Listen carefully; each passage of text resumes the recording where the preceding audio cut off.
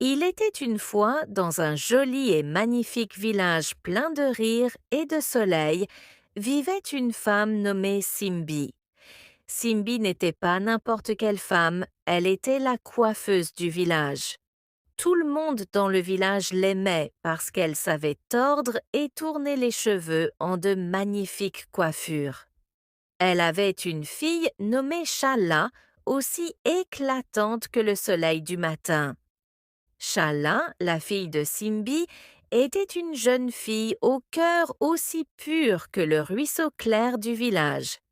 Son sourire pouvait illuminer la pièce la plus sombre, et son rire était contagieux. Shala aimait regarder sa mère travailler, et elle apprit à tresser les cheveux en observant les mouvements rapides des doigts de Simbi. Même si elle était encore petite, Shala commença à aider sa mère avec des coiffures simples, et les gens du village l'adoraient pour sa gentillesse et les petites tresses parfaites qu'elle réalisait. La vie n'était pas toujours facile pour Simbi et Shala. Le mari de Simbi et père de Shala était parti rejoindre les étoiles quelques années plus tôt, les laissant affronter seul le monde. Mais Simbi était forte et aimait sa fille plus que tout. Elle travaillait dur chaque jour pour s'assurer qu'elles avaient de quoi manger et que Shala pouvait avoir une vie heureuse, pleine de rire et d'amour. Les villageois respectaient Simbi non seulement pour son talent en coiffure, mais aussi pour la manière dont elle élevait Shala. Tout le monde pouvait voir l'amour et le respect entre mère et fille. Il disait de souvent: «Regardez Simbi et Shala, quel beau lien elles partagent. C'est comme la chaleur du soleil un matin frais.» Et ainsi, au milieu des manguiers et sous le vaste ciel africain, Simbi et Shala vivaient leur vie, tissant non seulement des cheveux, mais aussi les histoires de tous ceux qui venaient à s'asseoir avec elles. Le village était leur foyer, et en lui, elles trouvaient joie, amitié et la force d'affronter chaque nouveau jour ensemble. Avec le temps qui passait, le petit village sous le grand ciel africain vit de nombreuses saisons changer. Shala devint une belle jeune femme, comme une fleur s'épanouissant sous le soleil. Mais quelque chose d'autre changea. Shala, qui écoutait autrefois sa mère, commença à suivre son propre chemin. Elle arrêta d'aider Simbi à tresser les cheveux et ses mots autrefois gentils devinrent tranchants. Elle voulait que sa mère fasse tout pour elle, oubliant le lien qu'elle partageait.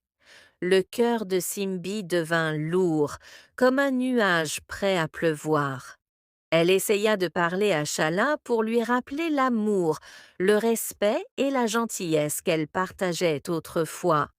Mais Shala, comme une rivière, suivait son propre cours, loin des paroles de sa mère.